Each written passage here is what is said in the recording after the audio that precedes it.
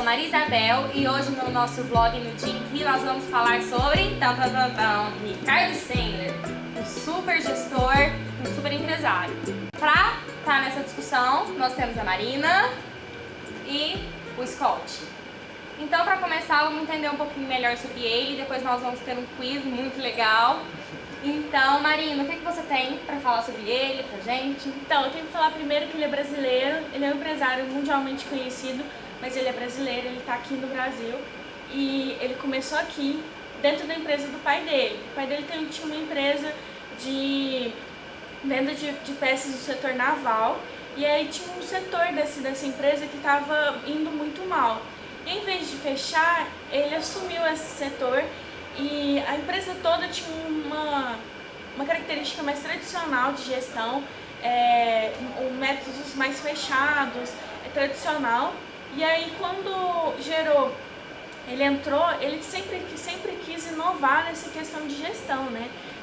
E é o que ele é conhecido hoje atualmente, a maneira de gerir dele que é totalmente diferenciada. Sim, até pelo aspecto do horário dos funcionários quando eles querem chegar, aspectos salariais e também de cargo, no caso que os cargos não são permanentes de gerência, eles sempre estão em constante rotatividade, né?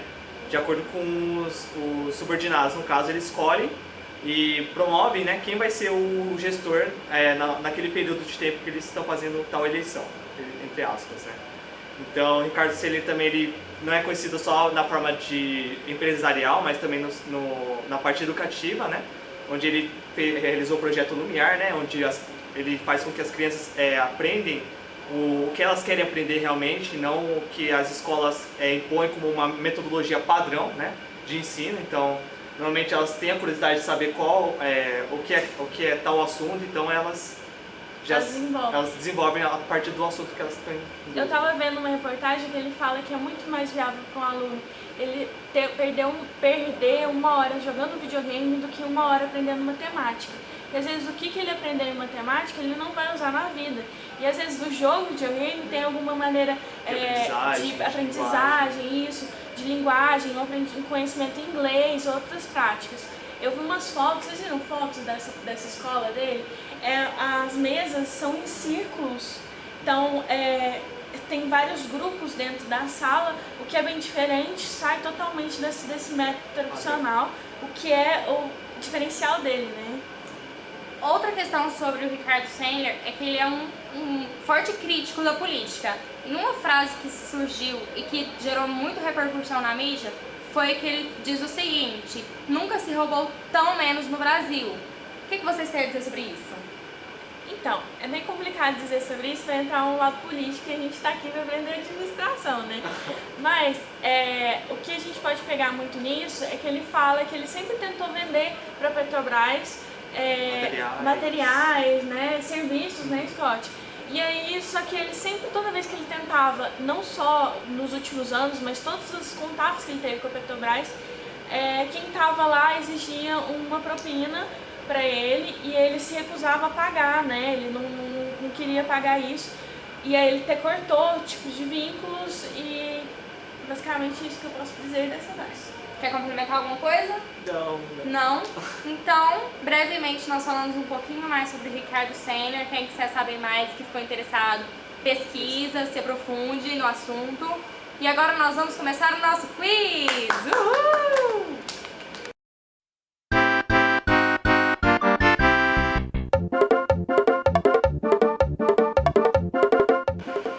E agora chegou a hora que eu mais gosto, a hora do quiz. Então, para participar da nossa brincadeira, nós temos Marina e Scott. Primeiramente, quem vai começar? Primeiras damas, creio. Olha que cavaleiro nós temos aqui. Então pronto, a primeira pergunta, nós temos 4 perguntas. A primeira é sobre teoria institucional. Marina, qual tipo de isomorfismo mais se relaciona com o caso estudado? Tipo de isomorfismo?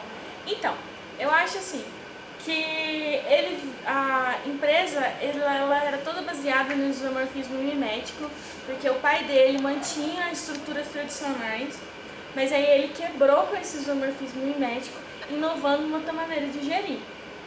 Não só isso, eu acho que ele também ele foi contra um isomorfismo coercitivo, porque sempre teve que ele fala que existia uma propina para se tratar com a Petrobras, né? E aí era coercitivo, era tipo assim, exigente, tipo, se você não fizer, não vai conseguir, né? Então, ele foi e quebrou com isso também de novo, sabe? Então, eu acho que a teoria que a gente pode relacionar que ele quebra esses isomorfismos, ele inova, ele sai do normal. Uau! Parabéns! 10 pontos pra Marina!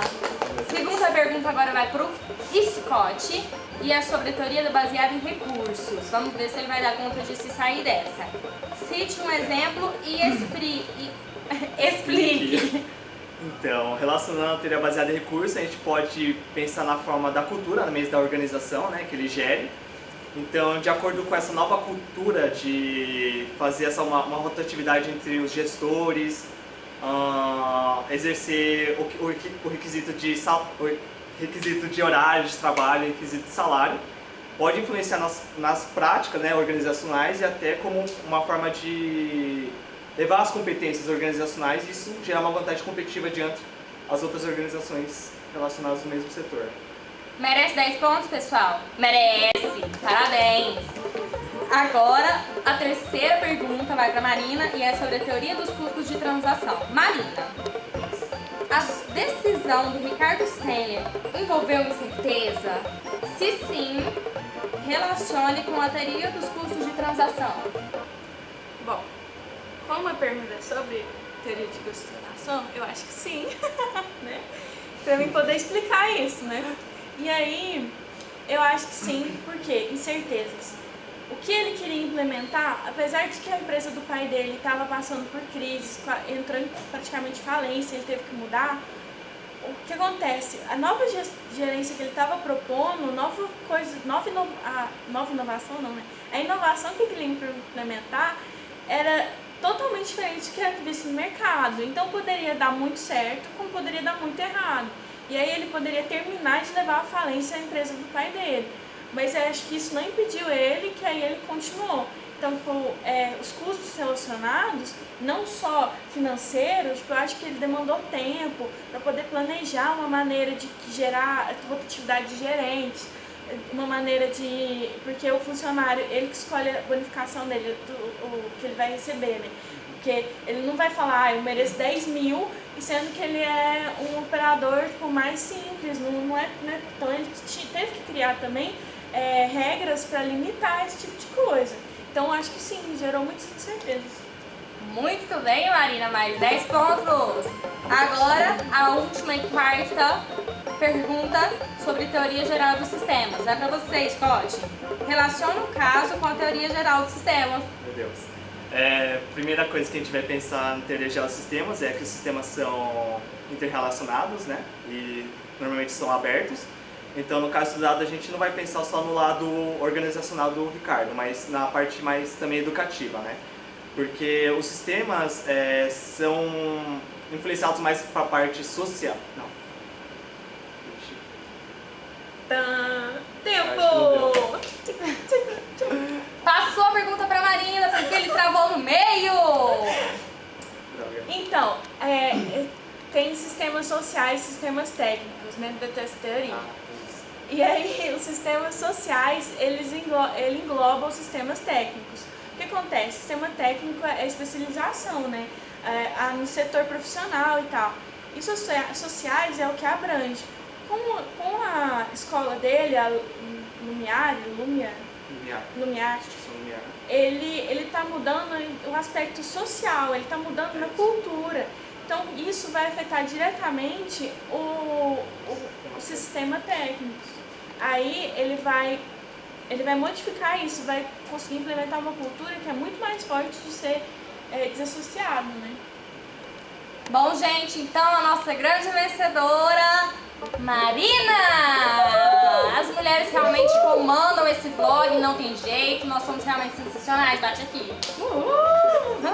Um beijo, não percam o próximo vlog, porque vai ter torta na cara. E a gente continua aqui conversando com a Marina, muito obrigada. Peraí, eu quero pedir pra todo mundo curtir, compartilhar, porque eu quero divulgar as minhas vitórias com todo mundo. Isso, Deu gente, like vamos pra gente lá. também, né?